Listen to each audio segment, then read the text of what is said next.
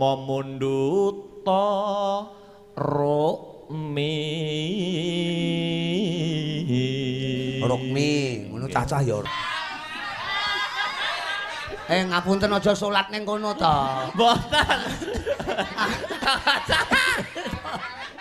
Lho kok semapun ning kono ki lho. Sampeyan ku lek gletak dadi ingkung lho. Cacah ki kudu genduren lho iki kok. Aduh. Lah kok soleh kok kliwat kok salat kok ning kono kok. Masaku. Pancen niku ning jaba nek rokmi niku. Nggih, nek rok niku ning jaba. Heeh, bedane karo rak. Rak niku wadah piring. Piring niku nggo mangan. Dadi semangat hidup mangan ramangan pokoke mangan. Ngoten. Mila niku pentasé teng Nganjuk. Nganjuk niku mangan kalih ngunjuk. Wong ngono. Nggih. Iki ning Jabon. Dadi Jayalah dan apa?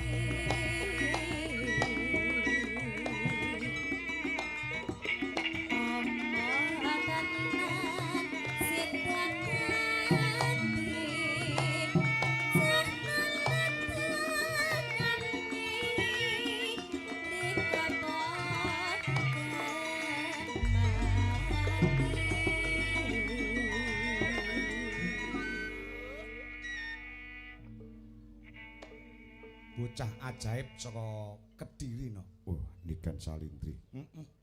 Pinter, ayu, suarane apik, ya. Tegane kambil ijo, bejane sok men sing duwe bojo Niken ya no. Iya. Ning urung mikir kuwi, bakune isih sekolah lan berkarir. Ya, ya ngono to, Nak.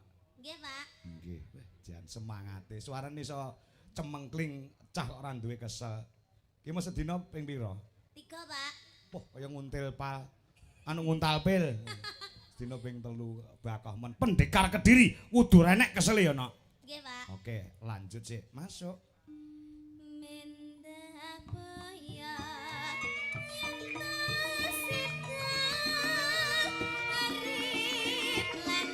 Kedua, garap instrumen gamelan Bali.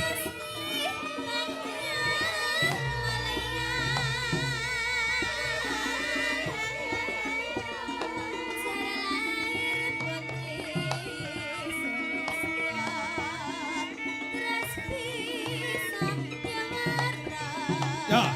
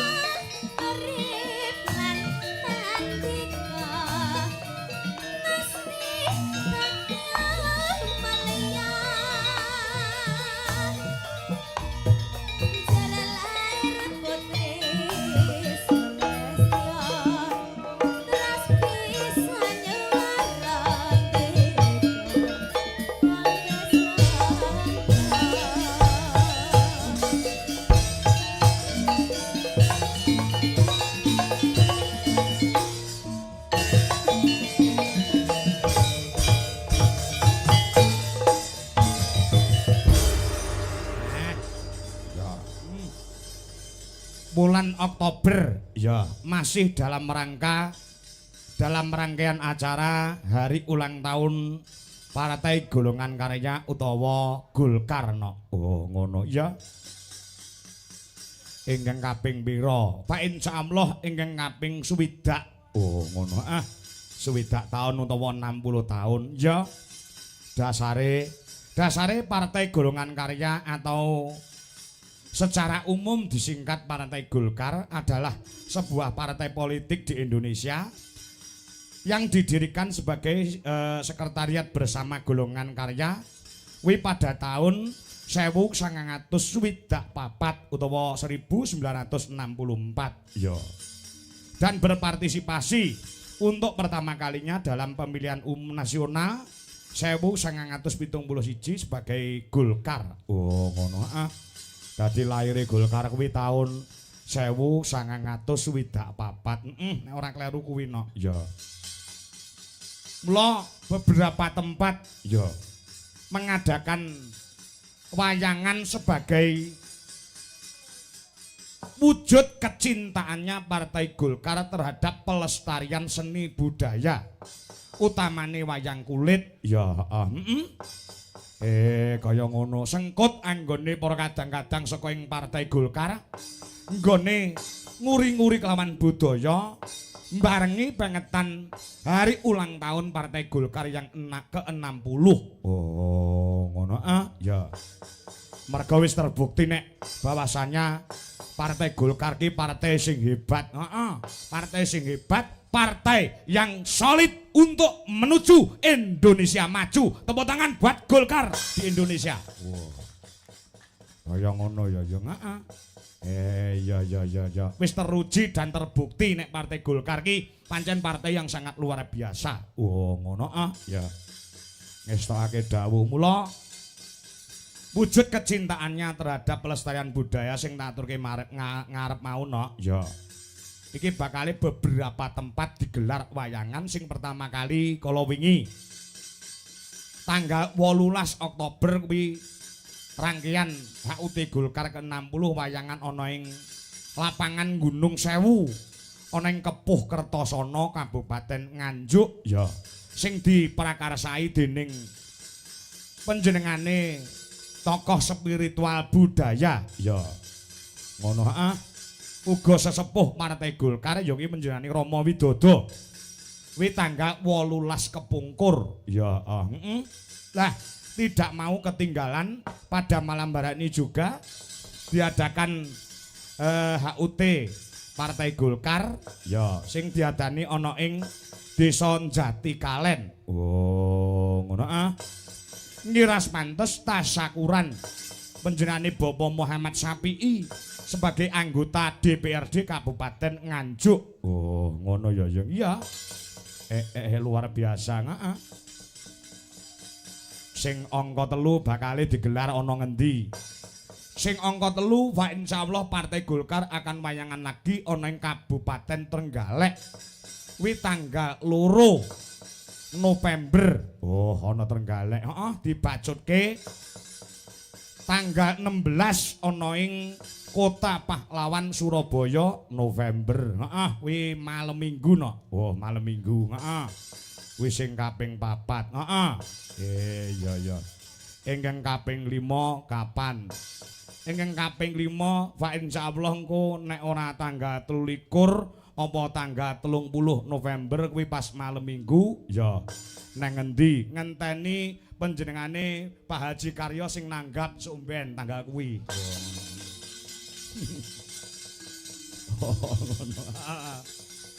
Oh iya ya, kaya ngono kuwi hebat. Golkar pancen luar biasa, heeh.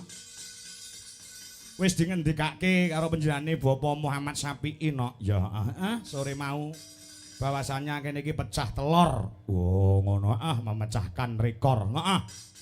Yang selama Indonesia ini berdiri ya, masyarakat oneng Jati Kalen sangat mengidam-ngidamkan, sangat mendamba-dambakan seorang wakil rakyat utawa dewan ya. Panjenengane Bapak Muhammad Sapi'i kuwi wis gelut karo Partai Golkar. Ora kok gelut terus kerengan ora. Ora ning wis berkecimpung ana ning Partai Golkar wis bertahun-tahun. Ya ning beliaunya belum mau untuk menjadi wakil rakyat utawa menjadi anggota dewan. Nggih. Alhamdulillah tahun 2024 ya diketuk hatine saka ing Gusti Kang Murbeng dumadi supaya nuruti kekarepaning para warga masyarakat ana ing Jatikalen. Sebenere panjenengane pamora dadi dewan kuwi uripe wis sarwa turah no. Ya ngono ya heeh. Ning bobote panggilan hati merga prinsipe panjenengane Pak Muhammad Syafi'i kuwi apik-apike wong becik-becike wong kuwi lamun tok uripe bisa piguna tumrap bebrayan agung utawa uripe bisa piguna tumrap wong akeh utawa wong pirang-pirang. Makane panjenengane Bapak Muhammad Syafi'i bersedia untuk mencalonkan sebagai dewan. Alhamdulillah kanthi tulusing ati beliaunya kepengin ngabdi oneng masyarakat Jatikalen Sumerambai Kabupaten Nganjuk. Gusti ngijabahi oneng dapil loro Kabupaten Nganjuk beliaunya mendapatkan suara yang sangat luar biasa. Wekasane wis dilantik sebagai anggota DPRD Kabupaten Nganjuk bengi iki syukuran. Oh. Kaya ngono ya, heeh. Saiki Jatikalen wis pecah telur, wis eneng dewan utawa wis ana wakiling rakyat.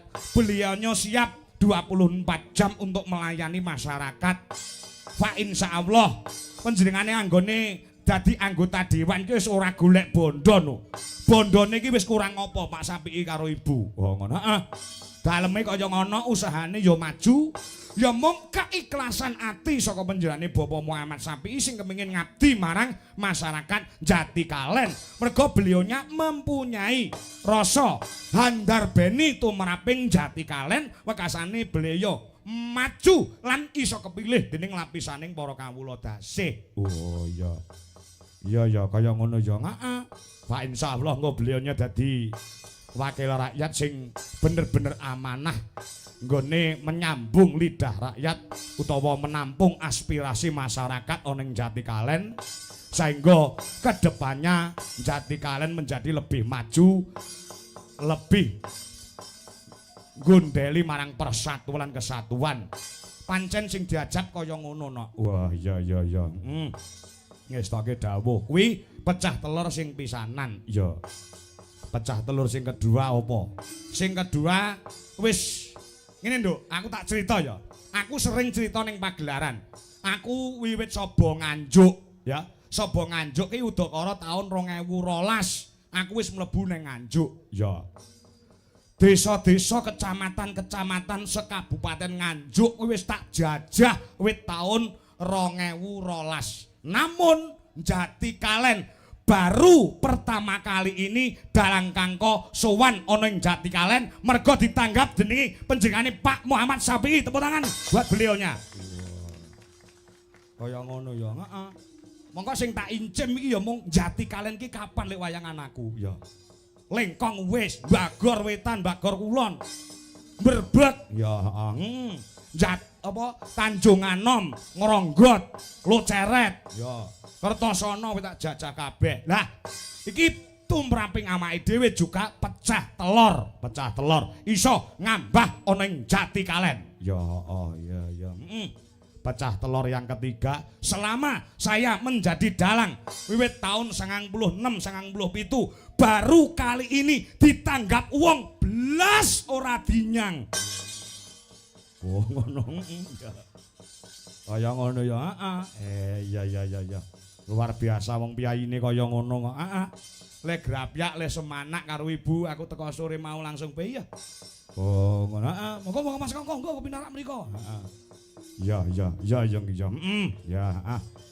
Matur sembah nuwun wis pokoke muga-muga awake dhewe isanin jurung pandonga kedepannya Partai Golkar tetap semakin solid Kang Sarto, semakin maju dan selalu berkarya untuk rakyat, untuk masyarakat Indonesia. Amin.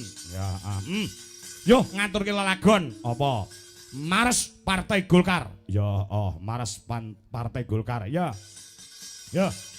Kanca-kanca Dwijo Laras Indonesia. Ya, komplit kabeh mangkat iki. Ya, yogane utawa panjake nganti turah-turah. Oh, ngono ah. Nek lumrahe yoga dalang ki wong 18, ya. Wong 19, ya. Iki enek wong 17. Ya. 17 enom kabeh ora nek sing tuwek, sebabe tuwek sithik tak pateni masalah. Ya. Ngono ah, ya. Ganteng-ganteng bergas-bergas, ya cemlorot-cemlorot kabeh, ya. Sret-sret-sret. Yo sing semangat kanca-kanca Waranggana juga kanca-kanca Wiraswara. Aja kalah semangate kalian kader-kader Golkar, juga pengurus Golkar karena pada malam hari ini juga dirawi Ketua DPD Golkar penjani Ibu Maria Tunda Dewi, Emsos MSI, juga Dewan Penasihat Partai Golkar penjani Bapak Adi Wibowo, ya. Uga Dewan Penasihat penjani Bapak Marsono SH beserta Ibu Ketua DPD Golkar Trenggalek ya keparang rawuh insyaallah. Ketua DPD Golkar